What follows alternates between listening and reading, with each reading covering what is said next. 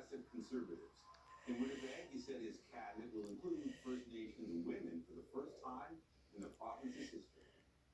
The Canadian government is spending more than $1 billion to help track wildfires and other environmental crises. The money will go towards